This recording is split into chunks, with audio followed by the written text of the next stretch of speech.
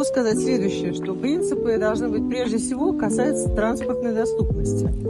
Должно быть несколько вариантов подъезда к своей даче. Если, допустим, машина сломалась, то у тебя должна быть какая-то электричка, допустим, рядом.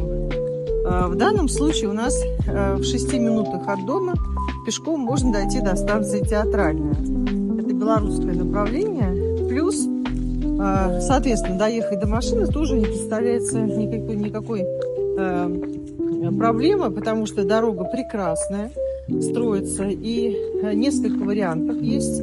Есть вариант доехать бесплатно, чуть подольше, а есть вариант доехать очень быстро по платной дороге. У нас рядом в 15 минут от нашего СНТ находится парк Патриот.